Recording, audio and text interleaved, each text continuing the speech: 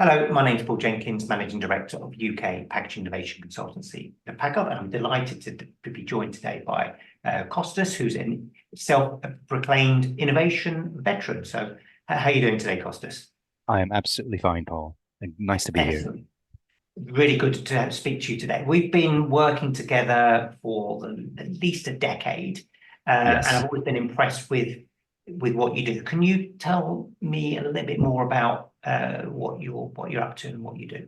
Yeah, let me tell you what I was up to when we first met and how that's evolved into what I do now, because it's very much sort of in the same space. So indeed, I'm innovation veteran. I've worked in innovation for 25 years, more than that actually now. Always grounded in factories. Let's put that up front. So I'm very wary of things that have no, let's say, technical base yet. But the way I've navigated this is I've focused mainly in the past, say, what is it, 2 decades now on consumer goods, stuff you find in supermarkets, in drugstores, stuff you buy every day, you consume every day.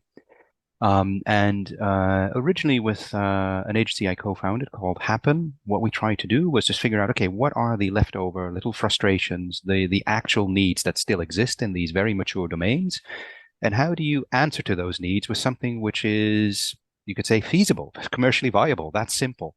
So not looking for moonshots, not looking for stuff that needs to be invented from scratch, but just sort of evolving the technology, evolving the things you can do to bring those together. That's been a very rewarding journey, to say the least, because we managed to get a lot of products to market over the what is it, 10, 15 years we ran the agency on that simple metric. And I've now kind of continued in that space and bolted on, I guess, slightly different angle, which is about spotting very, let's say, young companies, small companies that are doing something in that, let's say, same domain of consumer goods or connected to it, where you just see, well, actually, they could scale very quickly because they're actually respecting the infrastructure that exists with the solution they have. And yeah, bringing innovation to market, not just by creating it from scratch, but by working with what's already there. Maybe to finish, the thing that has, of course, come into this domain, which did not exist, Paul, when we started working together, is the realization that it has to be good for the planet as well. It's not just sort of fulfilling personal needs and wants, etc., but do it with respect for the planet we all share here. Sorry, that's a long answer to your question. I hope that's No, that's a okay. very good answer. Very good Yeah. answer. I just want to sort of build on that really, and because obviously I'm primarily interested in packaging. So Yes. how do you get involved in sort of packaging innovation as such? Yeah. So it's funnily enough, almost every pure packaging play that I've been in was almost as an ambassador for what packaging can do that's not being realized yet. And forgive me because I'm going to make a very crass generalization here, but let's say a large part of the packaging world as I know it is dominated by geeks, by technologists, by people who talk about microns and people who talk about barrier properties, completely missing the fact that there is another dimension which makes your product attractive, which is the degree to which it fulfills consumer needs or removes frustrations during consumption and use. And and I guess very often the belief from the packaging world that their customers will know as much about packaging as they do, which of course they don't. That's why they need a supplier for packaging to deliver the technology, to deliver the products, and helping basically bridge that. That's, you could say, what I found myself doing a lot. Initially, say more as a consultant, showing packaging businesses how they can better, you could say, position themselves toward their customers. And now I'm finding I'm doing it actually as a board member of a packaging company. There's revealing, listen, you are now a big player in a tiny market. You could be a significant player in a huge market if you just manage to translate all the benefits you're bringing besides just the physical characteristics, and explain how your customers' products are just becoming better, more easy to use, more enjoyable using your packaging rather than that of something else, someone else. Yeah. Yeah. So just thinking about, so you're working on packaging projects, that's sort Yeah. of a significant part of what you do. I mean, what do you sort of see in the future? You mentioned about the importance of sustainability. I mean, are you going to be continuing to focus on the effects of what we do on the environment and Yes. that kind of thing? Is that the kind of things you anticipate happening in the future?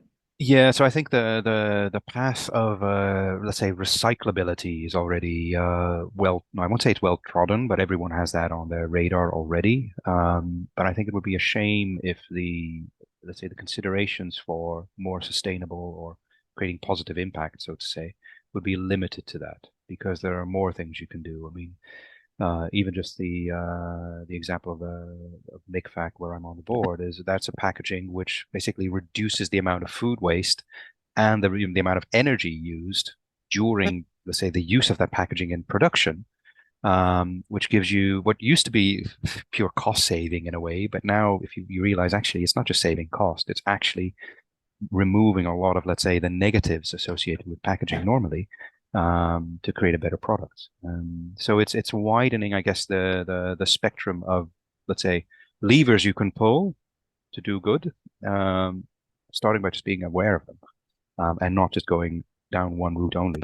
Because I mean, the problem, for example, with just purely going on or on recyclability of packaging, it's of course it is very materials focused. But it also means you're going to be over-focused maybe on something that, for example, doesn't have the infrastructure further down the line to actually be recycled.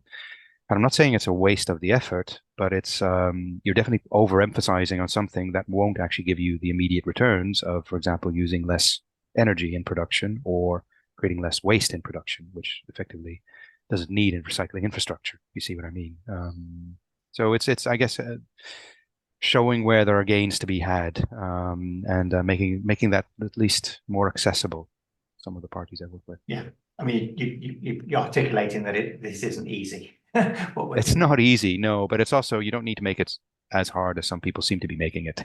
There's a lot of speak about transition, and if you look very crudely, you could say, well, it seems like there's a transition sideways, as into something which is at best comparable in performance, or it's actually a transition down, and people are almost like looking to replace materials by things that are just worse in performance of what they're trying to do. Whereas I guess my belief is you can actually transition upwards, especially if you look at a wider range of, let's say, benefits that packaging can provide to the not just to the end consumer, but to, let's say, the middleman, be it the retailer or someone else in between, and the people who are basically using the packaging to package whatever product they want to take to market.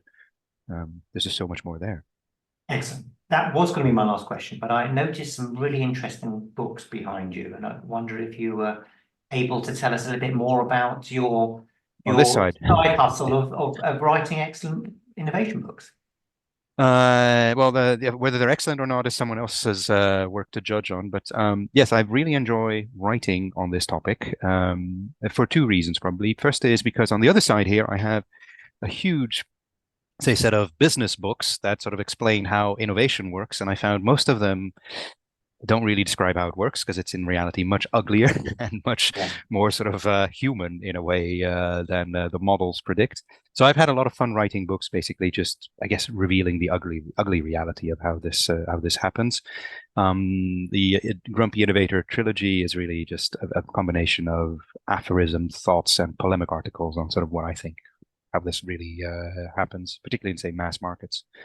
And the other are more poking fun at some of the myths and beliefs in these industries. So, if anything, Paul, I can recommend writing a book because it really sort of forces you to sort of hunker down and be specific on what you think about something. Because the moment it goes out, it's out, and there's no clawing back books that have already been sold. I mean, that's it's been a very again rewarding journey and a rewarding thing to do. Yeah. Excellent. Really, really good. Thank you very much, Costas, for your time. Really enjoyed our conversation. Thank you. Thank you, Paul.